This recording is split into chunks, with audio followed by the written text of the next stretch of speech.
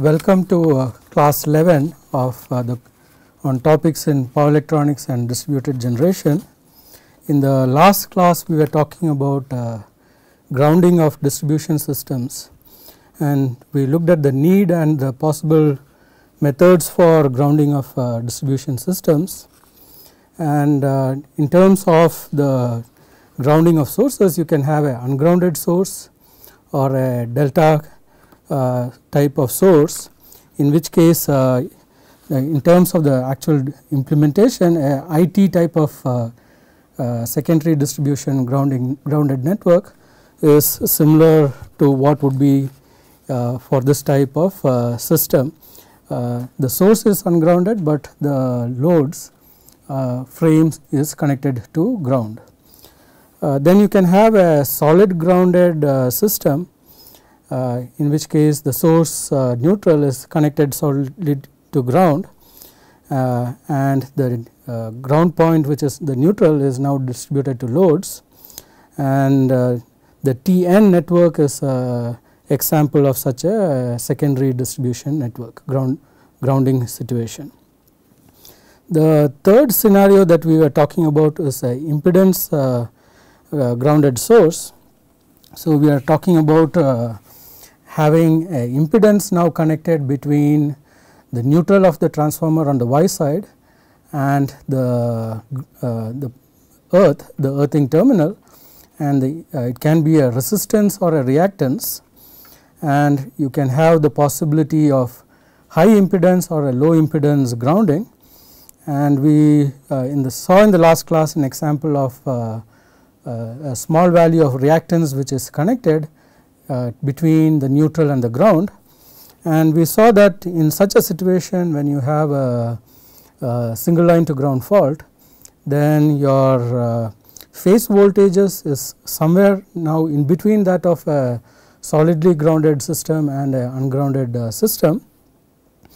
In terms of the fault current level, it is the current magnitude is high, may be sufficient to trip a instantaneous time over current characteristic, but it is not so high that it might cause very severe arcs at the point of fault. And these issues are important from the single line to ground fault perspective, because the majority of faults are actually occurring on a line to ground basis. Okay.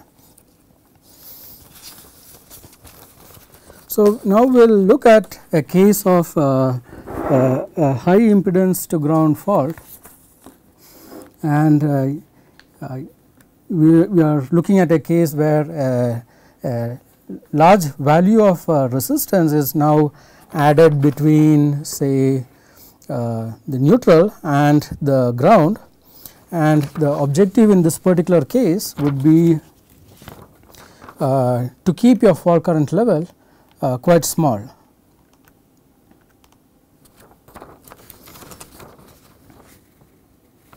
So, you are talking about high resistance grounding.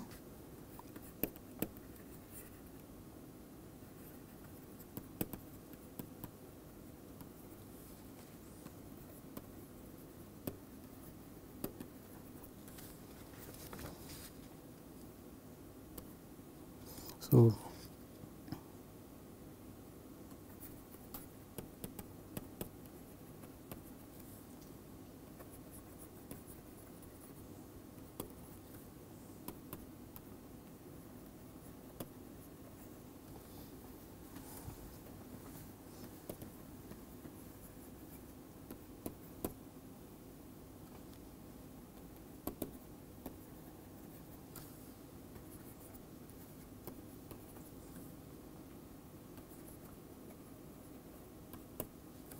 low, say we say something like say 0.1 to 0.2 per unit range.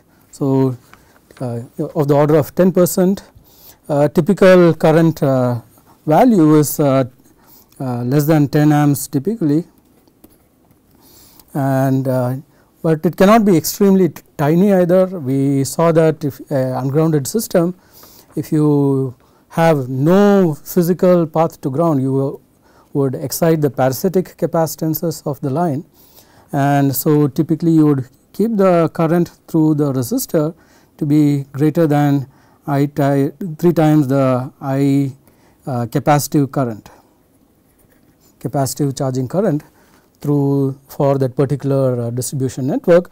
So that you get adequate damping for possible oscillations between your physical inductances of your components and the parasitic capacitance. So, in this particular case, because the current level is so low, your single line to ground fault can continue for a long time after the fault inception. So, your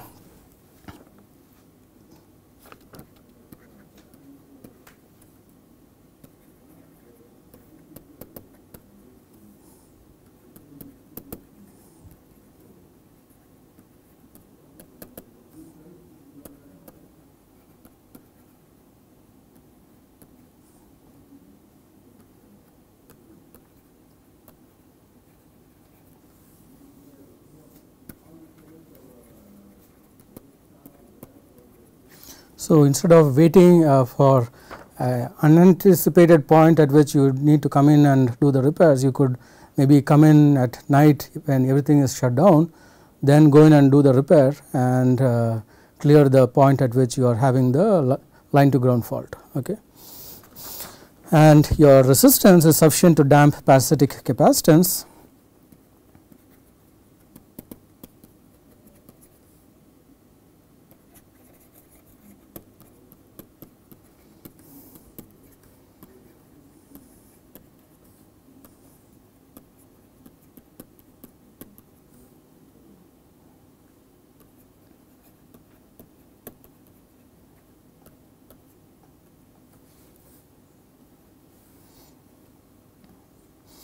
And what we saw was you can have arcing at the point of fault, and the current through the arc needn't be symmetric in the positive and negative half cycle.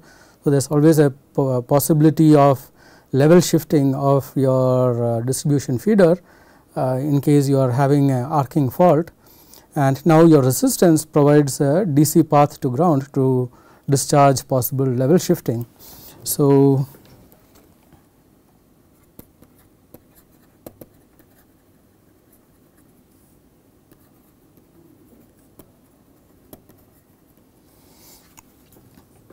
however, in this particular case, what you would see is that after you have the fault, the unfaulted phase would see the conductors would see voltage, line to line voltage on a conductor to ground basis. So, your insulation and your O voltage protection and its coordination need to consider the fact that you would have sustained line to line voltage possibly occurring on a line to ground basis. Okay.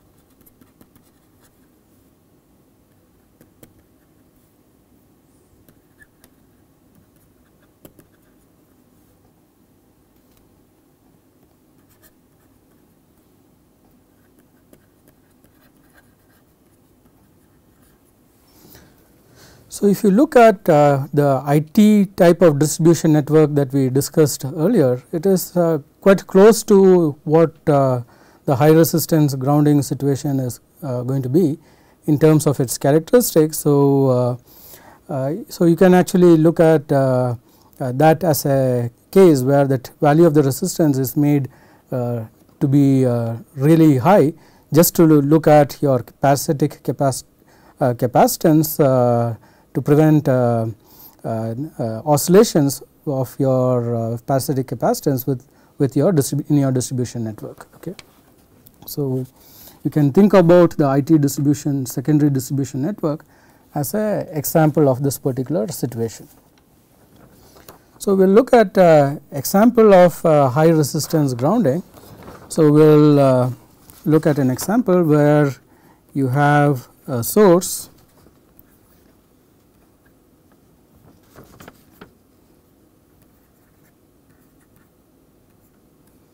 and say this is delta y, and the y is connected through resistance of say 5 per unit, and you have a circuit breaker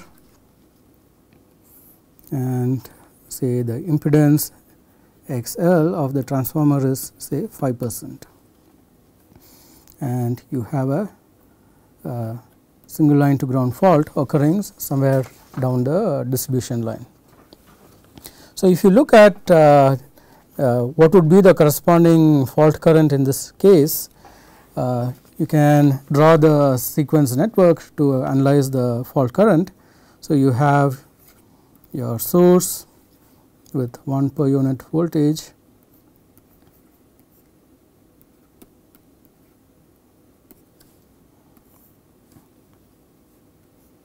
your negative sequence network is just the impedance J 0.05, and your zero sequence network is just the is a combination of the reactance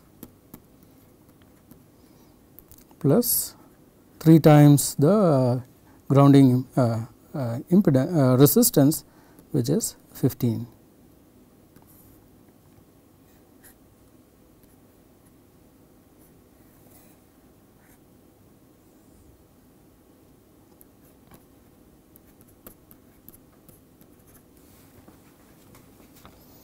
So, if you calculate the fault current, your IF is now equal to 1 by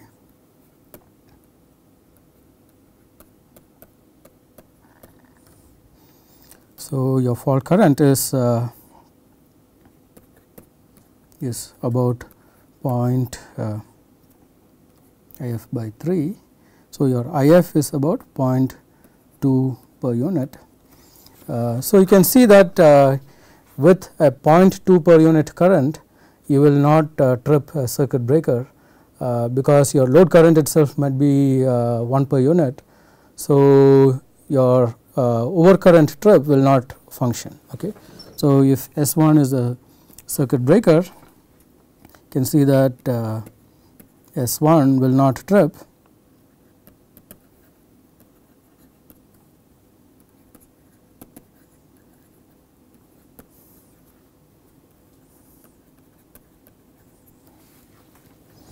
and if you look at what the voltages are, the voltage VA, VB, VC would be similar to what we calculated in the ungrounded case. And so, one way in which then you could sense that a fault has happened is by looking at your voltages. So, if you see that your voltages on one phase has come down to 0 and the other phase voltage has gone the other phase has gone to line voltage with respect to ground, then it means that there is a single line to ground fault somewhere on the system. Then the question is, where is that particular fault?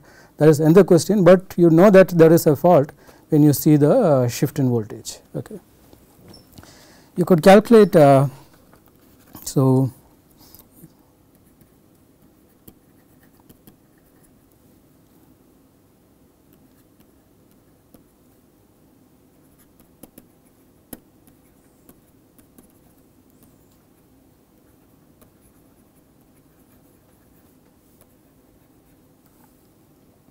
you can calculate the power dissipation in the resistor.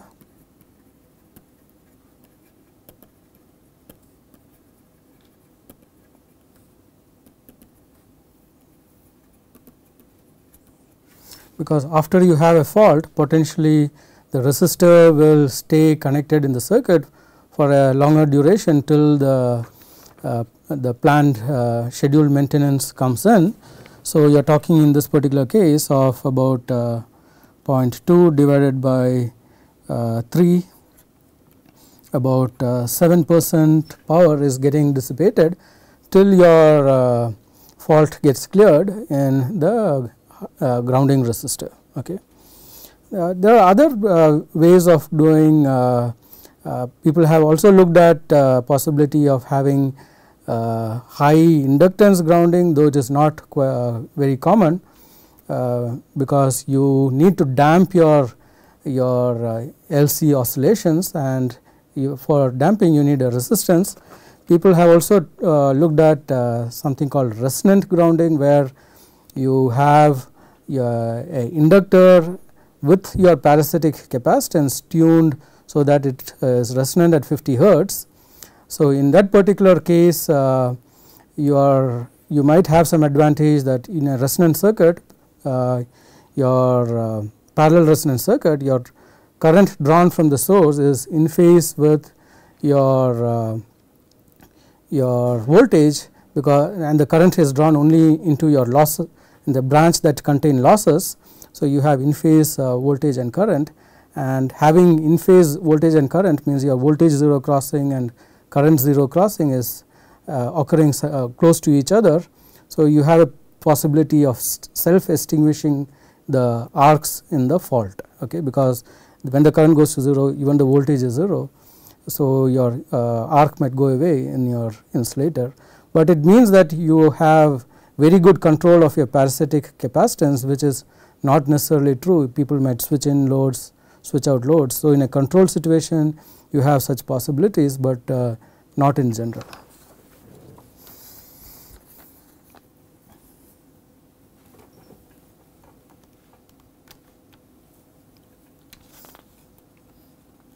So, if you look at then the other possibility of when you look at the grounding of the source with the load, you have the T secondary distribution network, where the first T corresponds to having a ground, solid ground at your source, and the second T corresponds to having grounding, solid grounded electrodes at the loads. So, what is shown over here is an example of a TT network.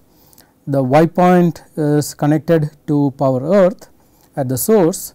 The neutral is distributed to all the loads. So, you have 3 phase 4 wire distribution. Potentially each load can have its own grounding electrode. So, in this example we have shown what we see is load 1 and 2 has a common grounding electrode PE2. Load 3 has another its own grounding electrode. It might be a big housing structure, load 1 and load 2. Load 3 could be the next house. So, it could be you can have different possibilities of your TT grounding network. Okay. One of the main thing to consider in such while analyzing such a system is that when you have a grounding electrode inserted into the earth, then you have actually the resistance, earth resistance between your earthing conductor and your physical ground. Okay. So, you have what is shown over here as connection to earth physically is actually, you might have a point, you might have some contact resistance to the deep earth, and then you have the physical deep earth, which would be considered to be at 0 potential. And you look at your typical earthing resistance, it is a number which can vary. Common values range from 4 ohms to 10 ohms. It depends on a variety of conditions, like how much wetness is there for the soil, the salinity of the soil, whether the conductor is highly corroded or it is relatively well maintained conductor. So, there can be a variation in the value of resistance, but these are some of the typical numbers that people consider for the grounding resistance. And if you look at the ground fault current in this particular case,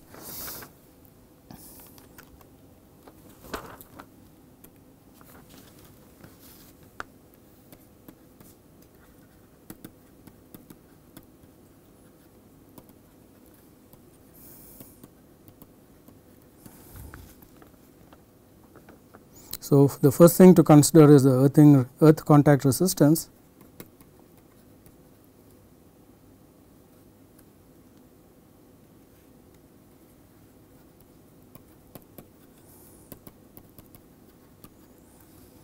And that needn't be uniform, and what you would see is that the level of ground fault current might be sufficient to create to clear low rated circuit breakers or circuit breakers of the order of 10 amps, but not high current circuit breakers. Okay.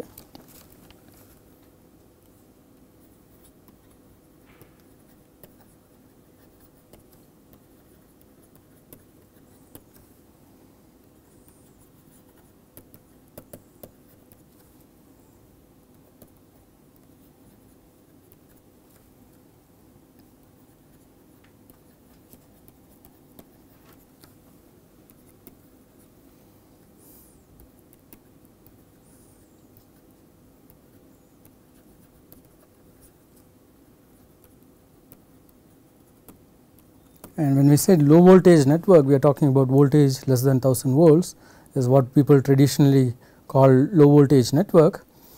And we will see this in an example. We will do an example to see that the fault current level may not be large enough in all situations.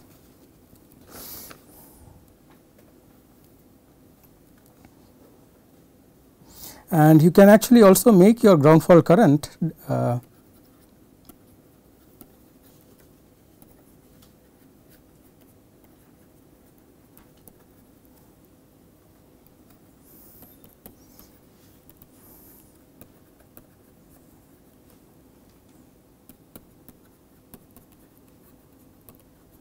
you can have ground fault current detection based protection which can be made sensitive. Say for example, when you are having situations where people might commonly use an electrical appliance and there is a concern of safety, you can have say areas like kitchen, bathrooms, etc., where the ground might be wet, there is a chance of increased shock. So, you can try to set your ground fault detection current levels to be quite tight, so as to ensure that people do not get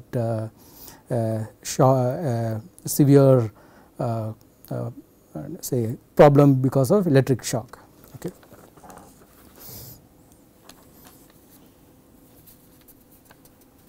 So, we will look at an example of a TT distribution, and we are looking at say we will look at an example where say you have a 2 MVA source,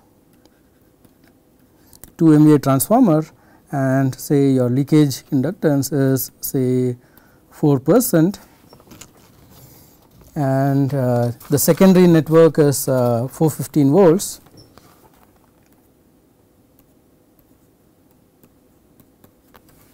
And we will assume your resistance to earth is 5 ohms at each electrode. Okay.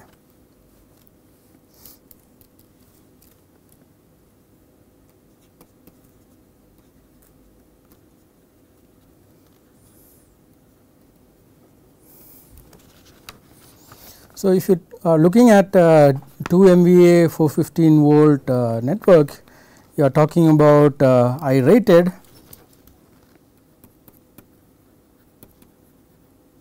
which is 2 MVA divided by 415 divided by root 3. So, you have about 2.8 kilo amps. So, these are thick multi conductor cables that might be connected in such a situation, and we will look at an example where you have a single line to ground fault in load 1. Okay. So, you have a fault in load 1, and if you look at your transformer reactance, the 4% reactance in this particular case corresponds to J 7 milliohms, 7 into 10 to the power of minus 3 ohms is the reactance of the transformer, and then we could look at what is the resulting fault current in a situation such as this. Okay. So, we can draw the sequence network to figure out the fault current. So, you have your positive sequence network 415 by root 3 is the voltage, your reactance is J 7 into 10 to the power of minus 3 .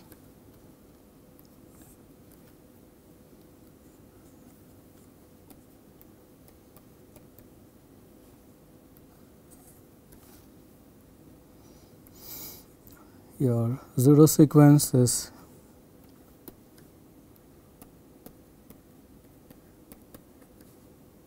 and then if you look at your source, on the source side you have the resistance between your grounding electrode and deep earth, which is 5 ohms. So, that acts now as a effective grounding resistance of 15 ohms in your 0 sequence network, and then your fault has occurred on in load 1, and you also have now a electrode at load 1, which is also having a resistance of 5 ohms between the electrode and deep earth. So, that can be treated as a resistance. So, you could think of this point as PE2 and this point as PE1, and this point as your deep earth or your physical maybe 0 voltage point. Then you can look at then your fault current,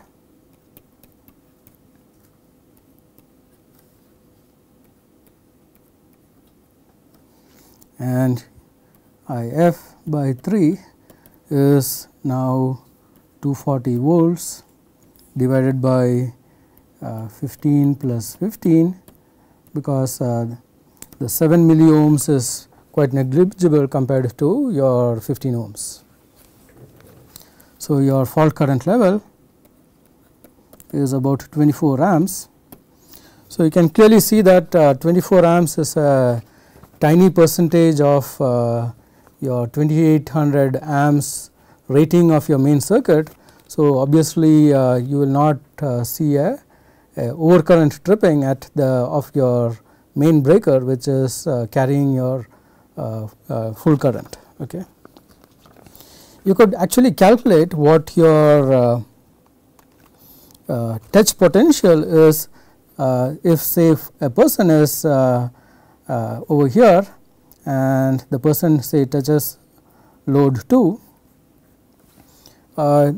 because you now have a current flowing through power earth 2 and you have a resistance between your earth and your there is a contact resistance, the frame of load 1 and load 2 will get elevated when you have a single line to ground fault, and you could calculate what that particular voltage is. And if you look at the sequence network, that is essentially corresponding to the PE2 point. So, touch potential at load 1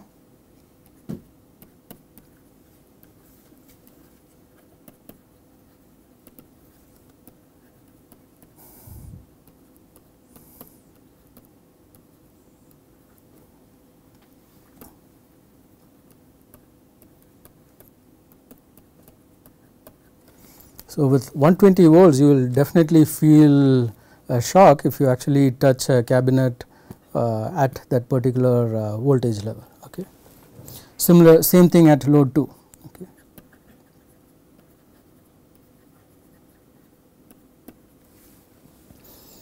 If you look at load L3, So, if you have a person now standing over here and touching load 3 with respect to power earth 3, there is no current flowing into power earth 3. So, with that particular location the person will not get a shock. So, all the loads connected parallelly which has its own independent earth, you do not see elevated touch potential, but within the particular load, it might be a house or something like that, you would see elevated touch potentials. Okay.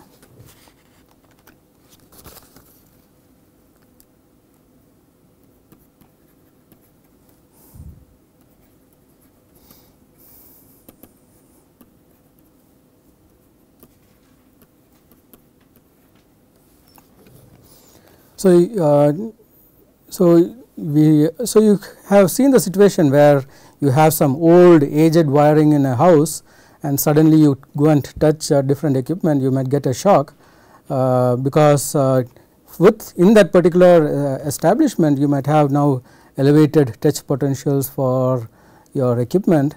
So, it is important to ensure that your quality of your wiring etc. is good, otherwise you end up having problems of possible shocks when you are touching equipment within a common ground load which has its common ground through which the current is actually flowing in.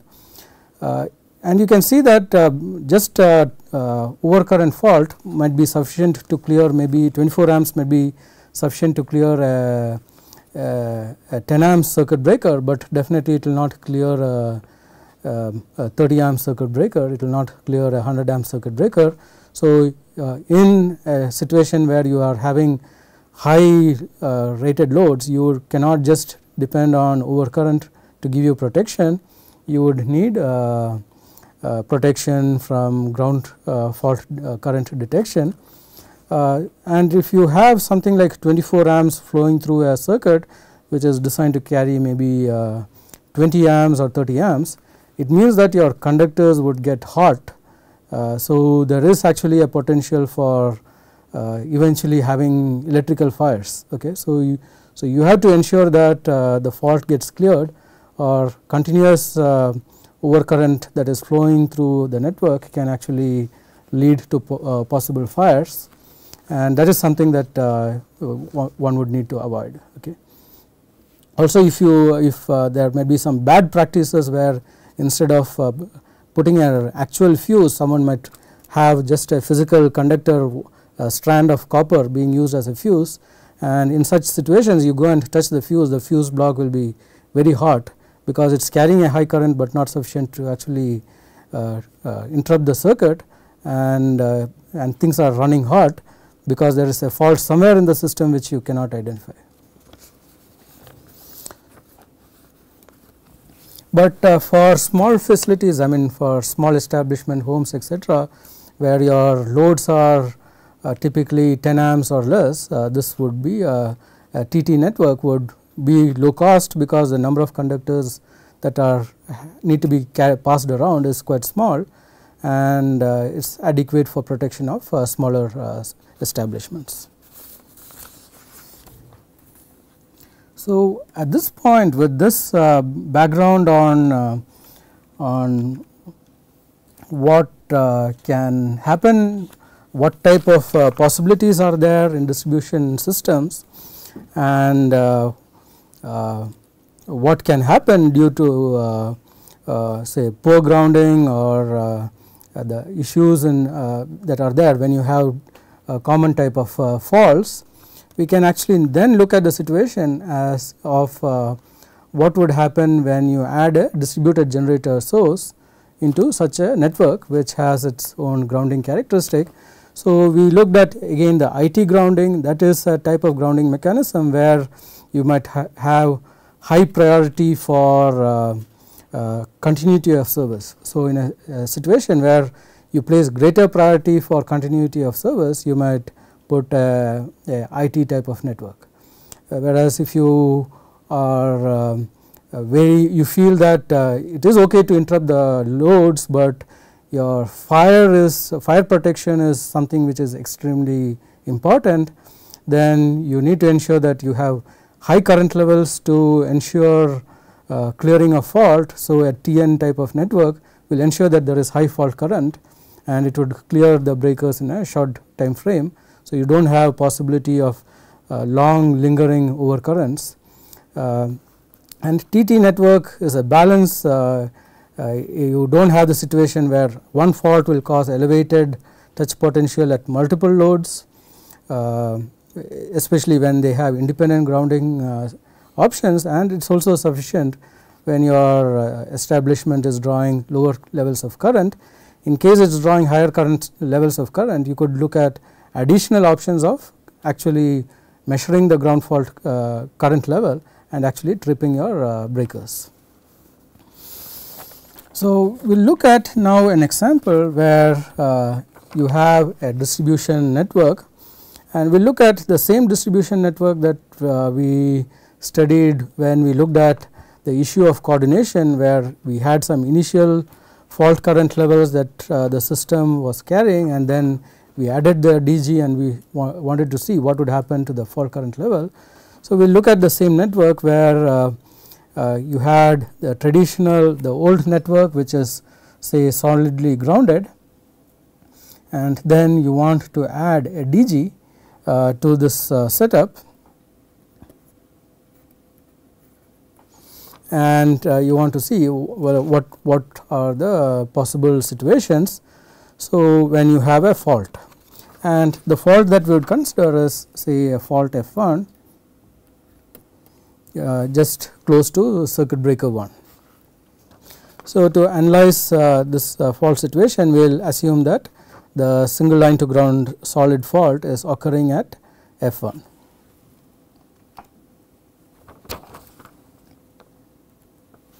So, to analyze this particular situation, we will now again have to draw the sequence networks.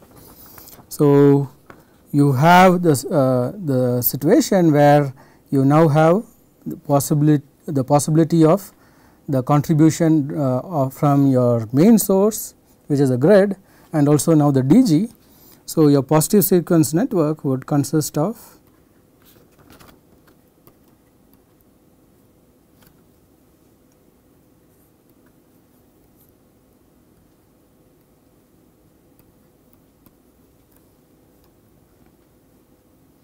so J this reactance corresponds to the source reactance, okay. And then you have the DG, which is also 1 per unit voltage, and you have the reactance of the DG plus the interconnection J 0.1 and the feeder reactance, which we took as J 0.03. So, this is your positive sequence network. If you look at your zero sequence, your negative sequence network,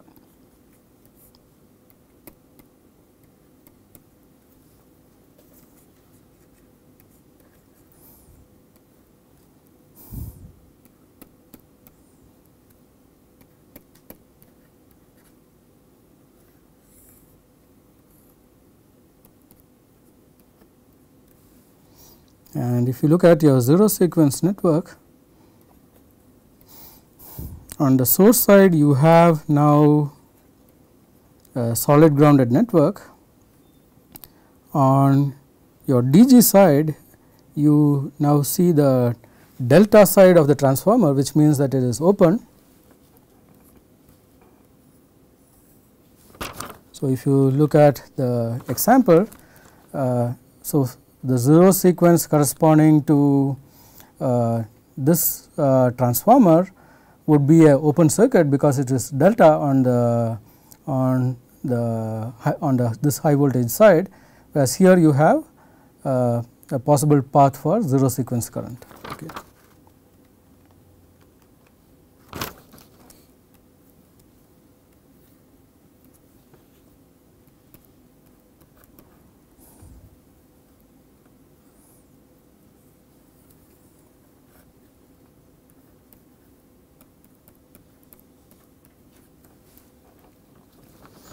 So, you could then calculate what the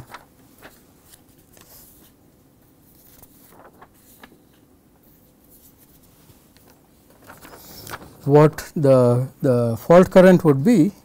So, I will give you the numbers, your IF old. What I mean by IF old is the fault current when there was no DG. So, assuming that this particular branch was not there and this particular branch was not there, you would be able to calculate IF old.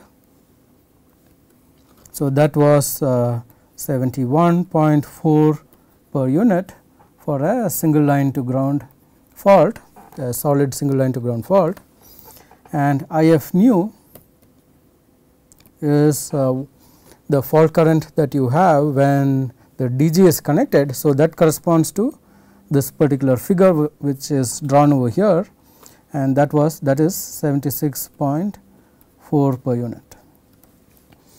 So, if you look at this particular situation, you see an increased fault current level at the point of fault, and you can have your breakers operating in response to the fault, because you have a solid grounding over here. You will see a higher current over here, which might say trip circuit breaker 1.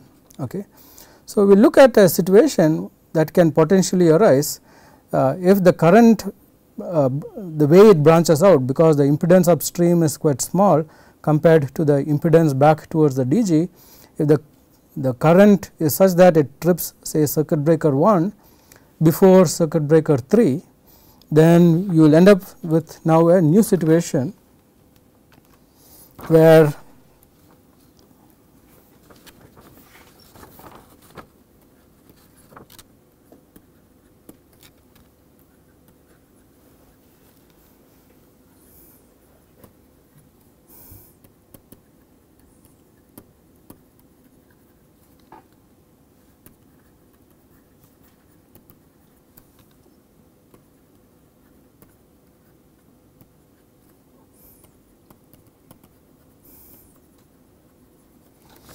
then the new sequence network would be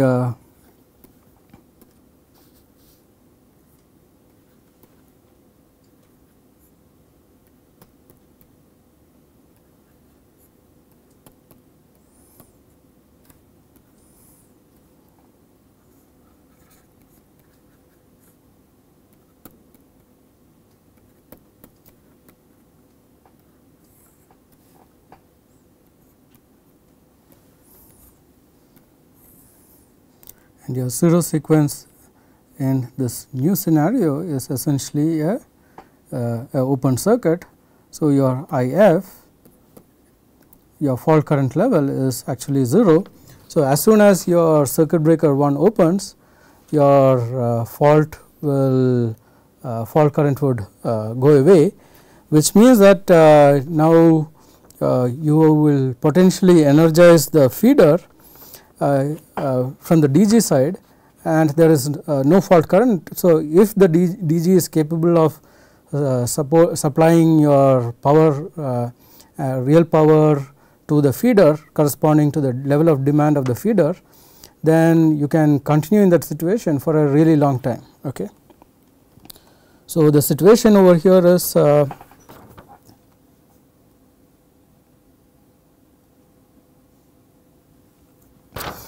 say your CB1 opened and CB3 is still closed. It means that even though you have a single line to ground fault, you will not actually have any fault current, because your system has now become a delta ungrounded system. Originally it was a Y grounded system. When circuit breaker 1 opened, it has now become a delta type of source, which means that if your DG over here is capable of supporting the loads on this particular feeder, it will continue to operate for a long duration of time. Okay. So, if this is actually can lead to many problems, and you say, for example, because you are originally solid grounding your source, you might assume that you are not going to have phase to ground voltage of that is going to be large, but now because you are having a delta connected source, it means that now your conductor to ground voltage can potentially go to root 3 times what is the nominal. So, it will you will see higher over voltage. Okay. And systems are not designed to actually experience over voltage of 70% etc. So, you can have damage to components.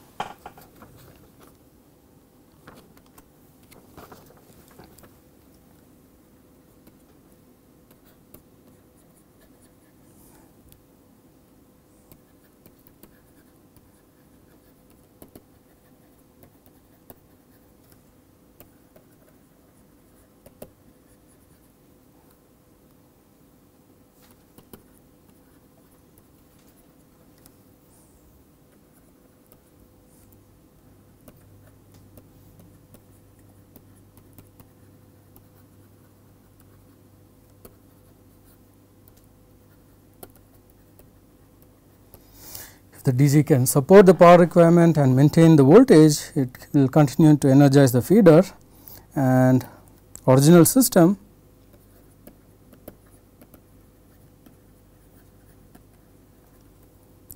is solid grounded,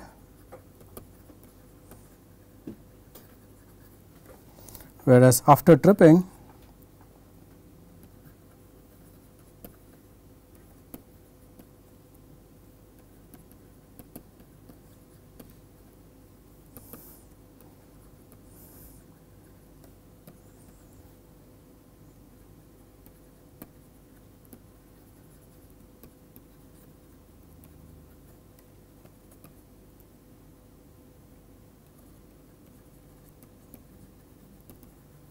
there is a possibility of over voltage. And so, what it means is that your DG circuit breaker has to trip as soon as your upstream breaker trips, and the upstream breaker might trip for reason other than for fault. For some reason, if the breaker is opened, say CB1 is opened, then now what you have is the possibility of the grounding of the system changing from one strategy to another strategy. It is okay to have one particular strategy, but it is difficult to have systems which are changing the grounding strategy being changed when your breakers open. Okay. So, again, if you look at this particular requirement, what it means is that for any reason, if any fault happens in the system, or if circuit breaker 1 opens, your DG has to be disconnected quite rapidly, which is similar to the conclusion that we saw in the other example when we looked at the protection coordination, which means that you have to make your CB3 trip potentially not just for a fault condition, but also for any reason. If CB1 opens, you need to actually open CB3, or your grounding strategy would not be consistent. Okay. So, now if you want to make CB3 that sensitive, it will become prone to a lot of nuisance trips. So, being able to meet such a requirement is actually quite challenging. Okay. And the situation where CB1 opens and CB3 is closed is what people refer to as a situation of an unintentional island. What you have done is you have disconnected from the main grid, and you are actually operating your balance of your feeder as an island which is disconnected from your main grid. Okay. So, this unintentional island has many consequences, safety problems, liability problems, etc. And it is important then that your DG system is not just able to detect a fault, but actually now you need to generalize and be able to detect a situation where your system, your distribution system might potentially have an unintentional islanding situation. Okay. And what we will do is in the next class we will discuss this islanding issue more closely, because it is a important consideration for distributed generation sources. And you have not just unintentional islands, you also have intentional islands. We will look at why people do have intentional islands, primarily from power quality perspective. You may want to disconnect from the grid when the grid power quality is poor. So, islanding is an important consideration, especially when you are operating a distributed generation source, and you can have different situations of islanding, and we will discuss that in the next class. Thank you.